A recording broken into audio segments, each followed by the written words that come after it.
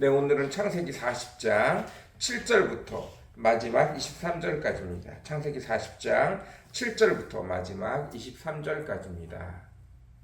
제가 현대인의 성경으로 읽도록 하겠습니다. 그래서 요셉이 그들에게 물었다.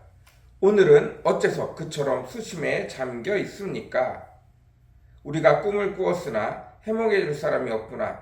해몽은 하나님이 하시지 않습니까? 당신들의 꿈을 나에게 말씀해 주십시오. 그러자 왕의 수를 따르던 신하가 이렇게 말하였다. 내가 꿈에 보니 내 앞에 포도나무가 있는데 그 나무에 세 가지가 있고 그것이 싹이 나자마자 꽃이 피고 포도송이가 달려 곧 익었다. 그리고 나는 이때 왕의 술잔을 들고 있었다. 그래서 내가 그 포도를 따서 포도즙을 만들어 왕의 술잔에 붓고 그것을 왕에게 갖다 드렸다. 그때 요셉은 그 꿈을 이렇게 해석하였다. 세 개의 포도나무 가지는 3일을 뜻합니다. 지금부터 3일 안에 왕이 당신을 석방하여 당신의 전직을 회복시켜 주실 것입니다. 당신은 전에 하던 것처럼 왕에게 다시 수를 따르게 될 것입니다. 당신의 모든 일이 잘 되거든 나를 기억하셔서 나에게 은혜를 베풀어 내 사정을 왕에게 말씀드리고 나를 이 감옥에서 나가도록 해 주십시오. 나는 히브리 땅에서 강제로 끌려왔으며 여기서도 감옥에 갇힐 만한 일은 하지 않았습니다.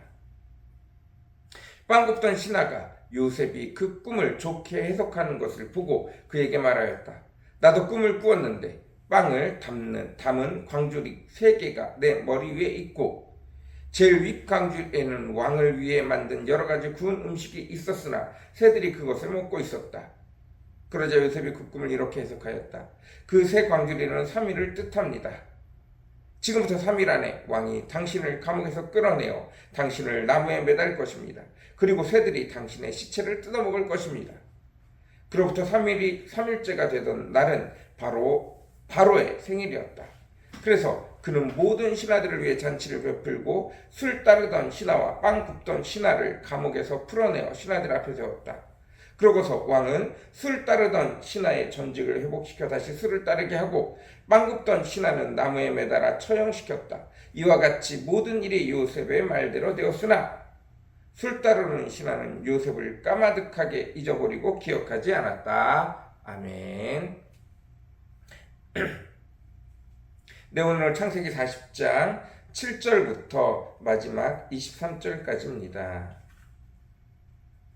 오늘은 요셉이 감옥에 있으면서 술 맡은 관원장과 떡 맡은 관원장의 꿈을 해석해주는 장면입니다.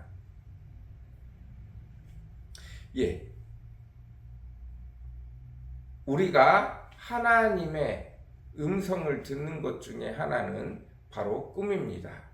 또 그리고 하나님의 백성에게 하나님의 뜻을 보여줄 때 성경에서 많이 사용하는 것이 환상입니다. 꿈과 환상 거의 비슷합니다. 내가 잠을 자는지 잠을 자지 않는 것인지 그럴 때 내게 어떤 환상이 오는 것, 그것을 어떤 사람들은 꿈이라고 말하고 어떤 사람들은 환상이라고 말합니다.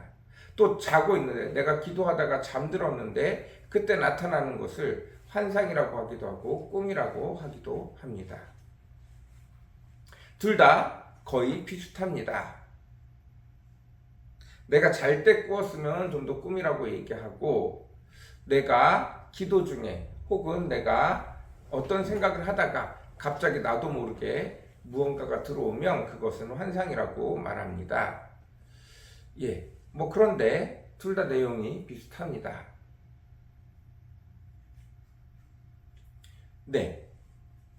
보통 일반적으로 꿈이라고 그러면 내가 꾼 건지 하나님이 내게 말씀하신 건지 환상이라고 그러면 주로 하나님이 내게 말씀하신 것처럼 느껴지는 경우가 많이 있습니다.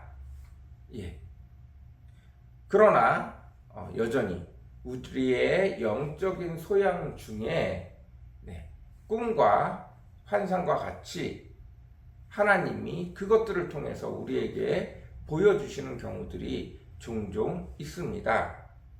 우리의 영적인 특질 중에 내가 노래를 잘한다, 내가 손으로 하는 것을 잘한다, 내가 그림을 잘 그린다, 내가 만들기를 잘한다, 내가 발이 빠르다,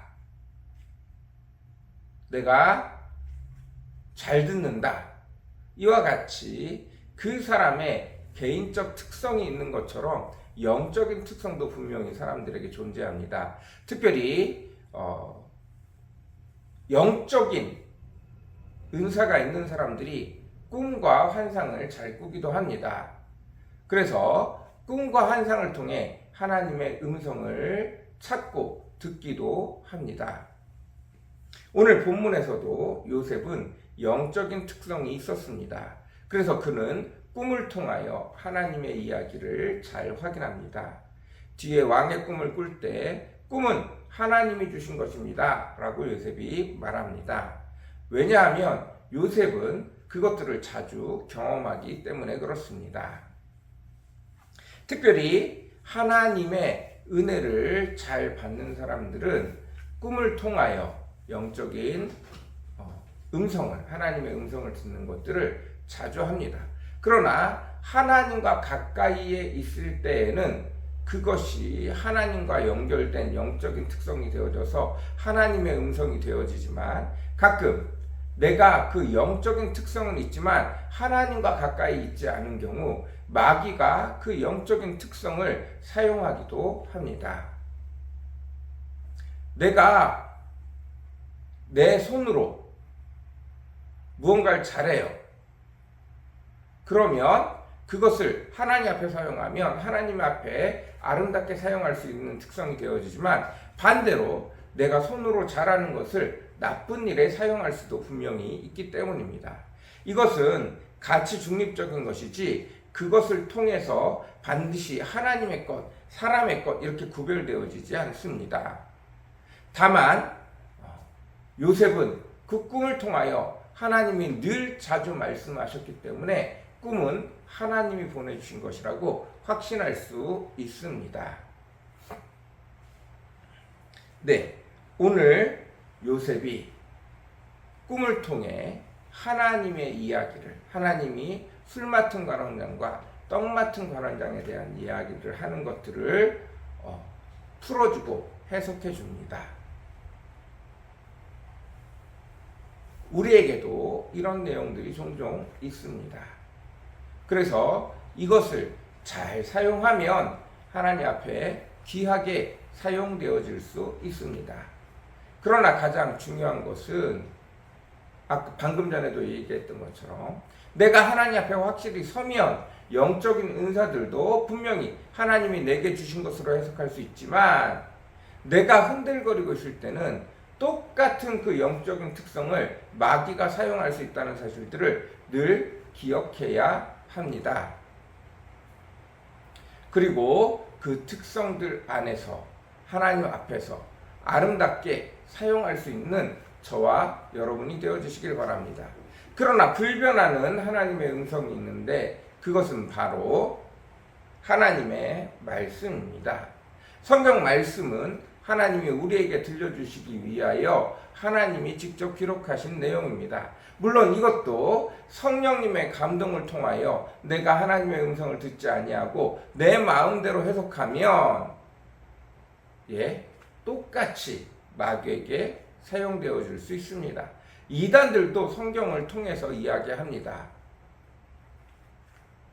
다른 것이 있다면 그들은 자기들 마음대로 해석한다는 거예요. 그리고 성령님을 의지하지 않는다는 것입니다. 제가 한 번은 신천지와 대화할 일이 있어서 이야기를 들었는데, 가장 큰 차이점이 뭐냐 하면 신천지에서는 성령님에 대한 해석이 없어요. 왜냐하면 성령님을 자기 교주로 데려가야 되기 때문에 성령님에 대한 해석이 거의 없습니다. 기독교에서 성령님이 행하시는 일, 성령님이 우리와 함께 하시는 일, 성령님이 행하신 일들, 이런 것들을 싹 다 수정해요. 그 자리에 교주들이 들어가야 되기 때문입니다. 제가 그것을 딱 들으면서 여기 교리가 완전히 우리랑 다르구나. 이 부분이 완전히 깨져 있구나. 이 부분에 교주를 집어넣으려고 지금 작업을 하는구나 라는 생각을 바로 하게 되어졌습니다. 우리는 모두가 다 아는 성령님의 일, 성령님이 우리에게 찾아와서 우리를 감동하시고 우리에게 말씀하시고 하나님의 뜻을 분별해주고 우리를 지키고 우리를 인도하시는 그 성령님에 관한 내용이 사라져요. 네, 우리가 하나님께 받은 은사 중요합니다. 그러나 가장 중요한 것은 말씀을 통해서, 특별히 성령님을 통하여 우리에게 알려주시는 말씀을 통하여 늘 바른 길을 쫓아가야 될 줄로 믿습니다. 꿈이 무조건 하나님의 뜻이 아니에요. 은사가 무조건 하나님의 뜻이 아닙니다. 성령님을 통하여 바른 길로 인도받을 때, 특별히 성경을 통하여 바른 길로 인도받을 때 그것이 하나님의 뜻이 되어집니다. 그러나 오늘 본문에서와 같이 꿈을 통하여 하나님을 믿고 성령의 인도를 따라가는 사람들은 환상을 통해, 꿈을 통해, 다른 사람의 말을 통해, 환경을 통해 하나님이 역사하시는 음성을 분명히 들을 수 있습니다. 시간이 지나면 지날수록 성경을 통하여 하나님의 뜻을, 하나님의 일하심을 듣지만 그와 동시에 하나님의 일하심은 온 세계에 풍부하게, 편만하게 들려집니다. 여전히 하나님이 일하실 때 세상 만물도 같이 일합니다. 우리 귀가 열리고 우리 눈이 열리면 꿈뿐만 아니라 자연의 소리에서도, 하나님의 일하심의 발걸음 속에서도, 하나님이 여기저기서 일하시는 일들을 통해서도 우리 눈이 열리면 하나님의 뜻이, 하나님의 일하심이, 하나님의 행하심이, 하나님의 함께하심이 눈에 환하게, 우리가 피부에 닿게끔 하나님을 찬양 안 하고 견딜 수 없도록 일하고 계심을 느끼고 깨닫고 볼 수 있습니다. 우리가 늘 깨어있기를 바랍니다. 하나님의 가장 먼저 하나님의 말씀으로, 그러나 꿈으로도, 내 눈이 열려서 보이는 것으로도 하나님이 행하시는 것들을 내 삶에 구체적으로 경험할 수 있도록 늘 기도하시는 저와 여러분이 되어주시기를 바랍니다.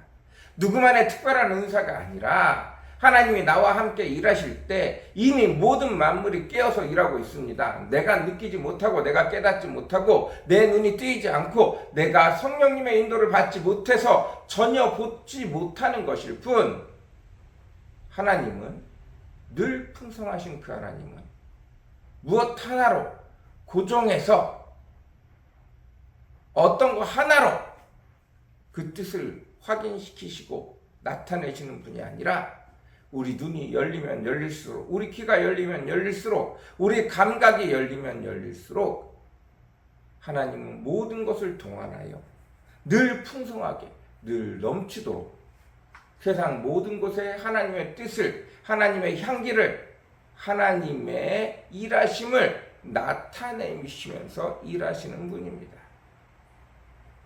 그 하나님의 증거가 명명백백한데 우리 눈이 닫히고 우리 귀가 닫히고 우리 생각에 사로잡혀 있고 우리 뜻대로 되어지지 않는다고